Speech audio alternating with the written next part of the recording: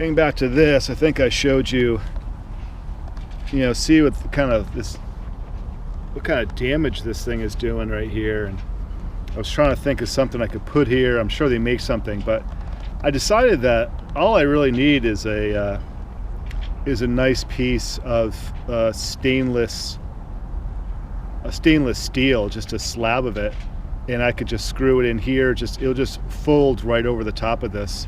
If I can just make it a foot long or so, then I could just screw it into the wood in a couple places along the end, and then this doesn't happen. And I think maybe I'll go ahead and do that. Yeah, I lose the nice rub rail option, but that's really bad. This has happened since I arrived here, just in the last 4 months. I bought some aluminum flashing.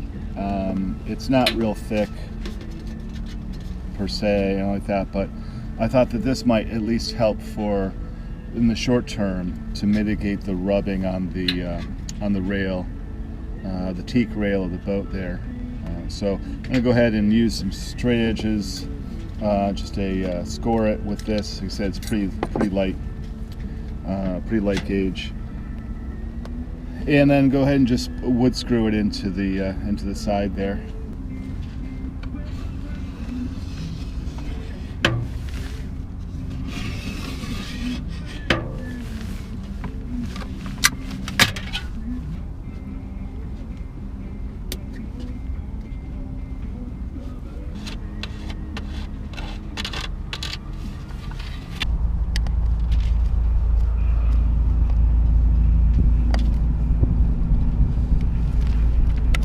So this is what I got right here.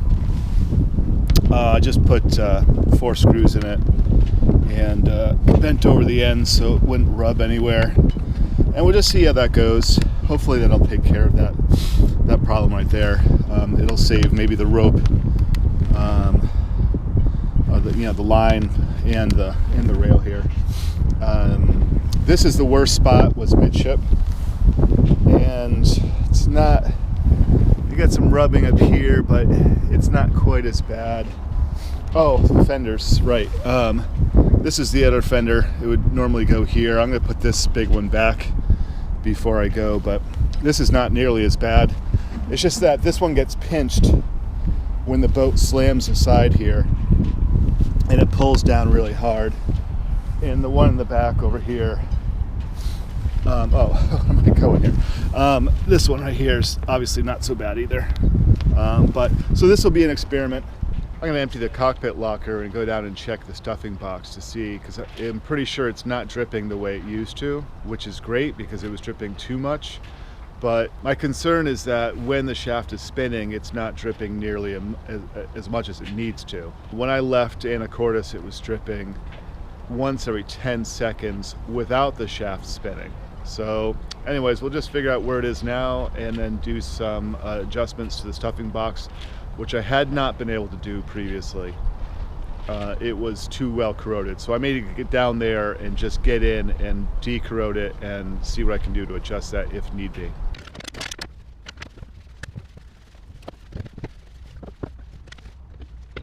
The rain is back for the time being. Fun. So that stuffing box was dripping. I timed it at 2 minutes 46 seconds, which is quite long. That was without the prop or the shaft spinning.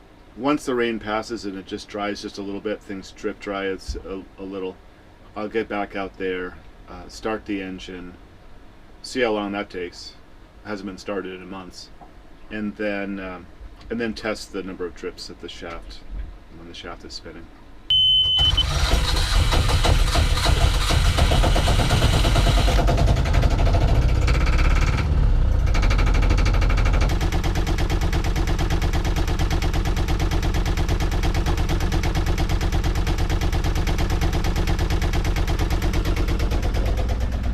It's dripping like every 4 seconds or so. That's fascinating.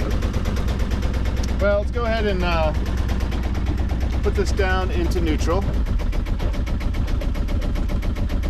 There we go. We'll go ahead and put this in. We'll engage the gearbox.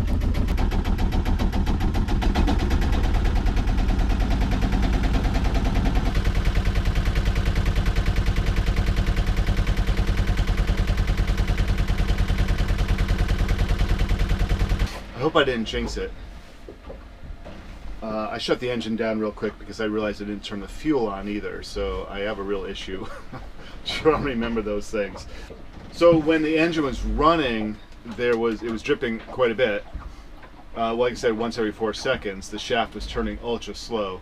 When the shaft was turning more, I didn't see any dripping, but what I did notice is that there was more like water and things running down the sides of the hull. You know, the shaft spins. If you're looking directly at the shaft end here, the shaft spins, and I think it's kicking off the water drops to the side of the hull, and those were dripping down. So I didn't get a real good sense of how frequently it was dripping. But again, when that shaft was just turning very slowly, when it was still in neutral, apparently it does turn us a little bit. It was dripping about once every 4 seconds, which is probably overkill.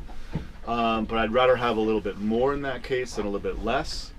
And now I hope that it goes back to dripping very little with the engine off. And I'll give it a moment and I'll go check that in a sec here too. So it's back to dripping. It's back to dripping.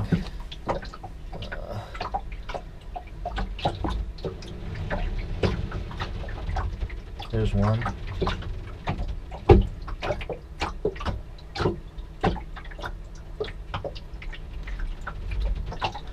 It's about 9 seconds. Every 9 seconds or so, now that the shaft has stopped, it drips, which is kind of good because I know it's going to be dripping well when the shaft is actually turning, but I really kind of like that very slow drip also.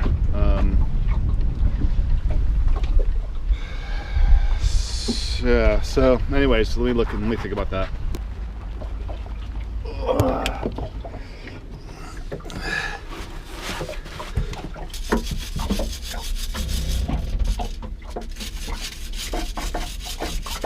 Okay, well, I screwed it up a little bit. I can see how much dripping right now. I could drip a second.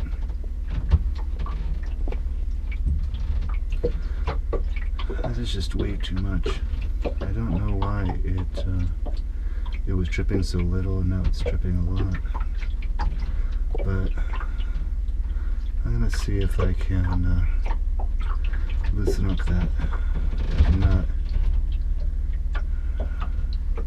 the lock nut, and then turn the gland down. Let's see.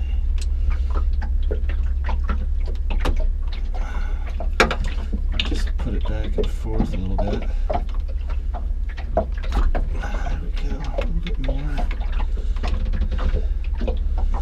Yeah, that's a little bit better.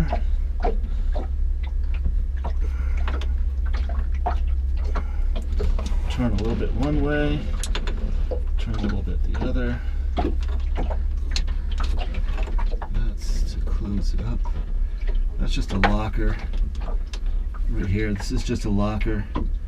This nut actually rides in onto this bolt or shaft, if you will, and the packing is actually in here, and it gets pushed like an anvil between here and the end of this nut here, and this just holds everything together. So I'm trying to back this off so I can screw this on more. But there we go. Yeah, so I adjusted the stuffing box, but I over tightened it. Now it's when the shaft is spinning, it's not dripping much at all. Or actually, I didn't even see it dripping in the few seconds I watched it. It probably really should drip like one every 10 seconds or so, 10-15 seconds when the shaft is spinning, and it wasn't doing that. So I'm going to go down and loosen it up just a skosh and see what happens then. I believe this is the problem with stuffing boxes, is that they do take a bit of adjustment and massage to tweaking them to get them right. I think you'll see it's dripping now. I just loosened it up not even an 1/8 turn. It doesn't take much at all. So if I back this off further, back that off, and just turn this in,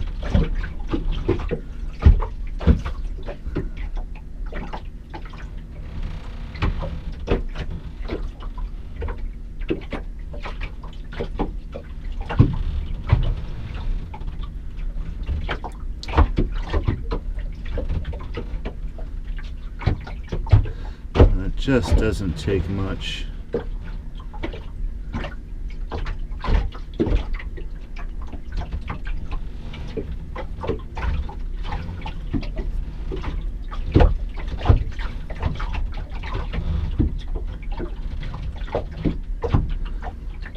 That right there, so I just shut it off more or less.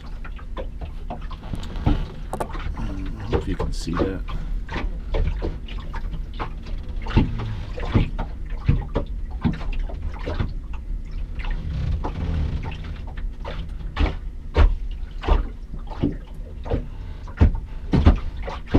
Yeah, so it's dripping, but not much. So if I just watch how much I turn it here, I just turn this thing like that, just a little bit,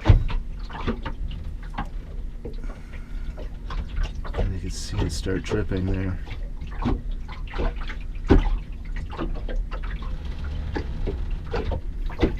It's kind of nuts how sensitive it is. Again, this is the adjustment for the actual for the drip. This is just a locking nut.